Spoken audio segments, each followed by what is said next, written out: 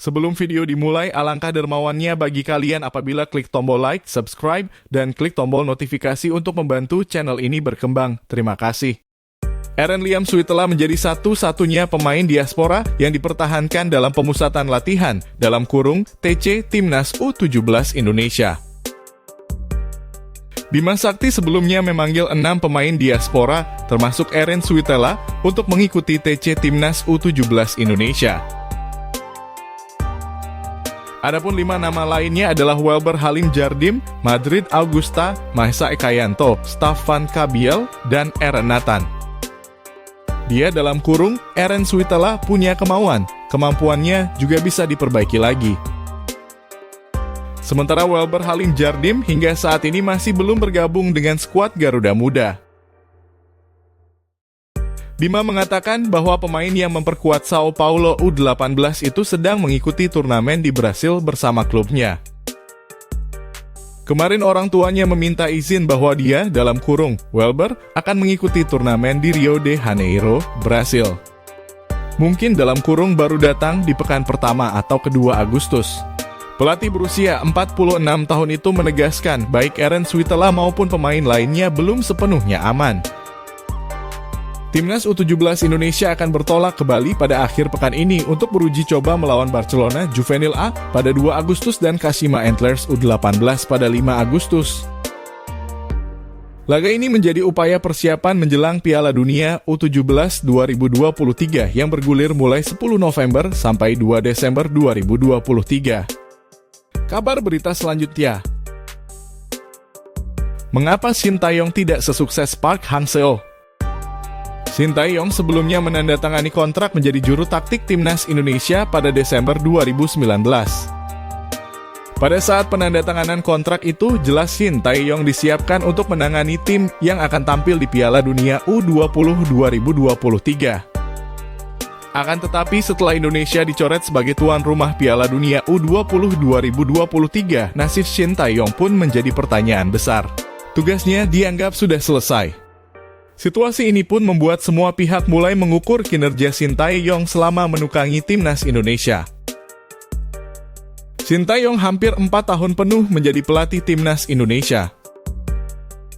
Akan tetapi hingga saat ini pelatih berusia 52 tahun itu belum memberikan hasil nyata buat tim nasional dari 3 level usia yang ditukanginya. Selama menukangi skuad Garuda, Shin belum mempersembahkan sebuah trofi untuk Indonesia. Hal ini berbeda dari rekan senegaranya yakni mantan pelatih Timnas Vietnam, Park Hang-seo. Park Hang-seo mencatatkan dirinya sebagai pelatih Timnas Vietnam pertama kalinya pada 15 Oktober 2017. Pelatih berusia 64 tahun itu telah mencapai kesepakatan bersama Federasi Sepak Bola Vietnam dalam kurung VFF bahwa kontrak berakhir pada 31 Januari 2023. Bicara soal prestasi, pencapaian Shin Tae-yong dan Park Hang-seo memang tak lepas dari catatan mereka selama di Korea Selatan hingga akhirnya datang menukangi tim di Asia Tenggara.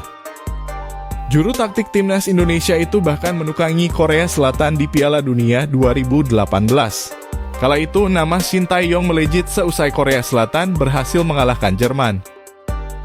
Shin juga menangani Timnas Korea Selatan U20, U23, dan Timnas Senior pada 2017 hingga 2019. Shin pernah mengantar Korea Selatan U23 ke perempat final Olimpiade 2016. Namun situasi itu berbeda saat Shin menukangi Timnas Indonesia.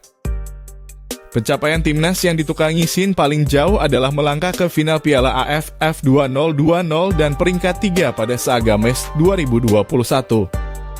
Pada edisi AFF 2022 lagi-lagi Shin Tae-yong dikandaskan Park Hang-seo di semifinal. Dan yang terbaru mengantarkan Timnas Indonesia menembus Piala Asia yang akan digelar awal tahun 2024. Park Hang-seo walaupun posisi tertingginya saat menukangi Timnas Korsel hanya sebagai pelatih sementara pada 2000 dan Timnas Korsel U23 pada 2002.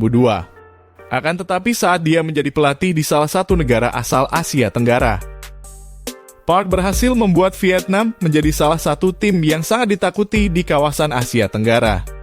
Dirinya bersama timnas Vietnam berhasil mencatatkan sejarah sebagai tim kedua di Asia Tenggara yang berhasil tembus ke babak ketiga kualifikasi Piala Dunia 2022. Setelah melatih timnas Vietnam, Park Hang-seo langsung membawa tim asuhannya hingga ke posisi runner-up Piala Asia U23 2018. Tak lama kemudian, Park pun berhasil memberikan gelar juara buat Vietnam di Piala AFF 2018. Tak lama prestasi lainnya datang, yakni timnas Vietnam meraih medali emas sebagai juara SEA Games 2019. Selama menakodai Vietnam, Park 2 kali memberikan titel juara SEA Games yakni pada tahun 2019 dan 2021. Sementara di Piala AFF, Park juga berhasil membawa Vietnam hingga ke babak final pada edisi 2022 sebelum dikandaskan Thailand di partai puncak ini. Tapi rasanya tak adil membandingkannya karena Park Hang-seo saat menandatangani dengan Vietnam, situasi federasi dan liga berjalan baik.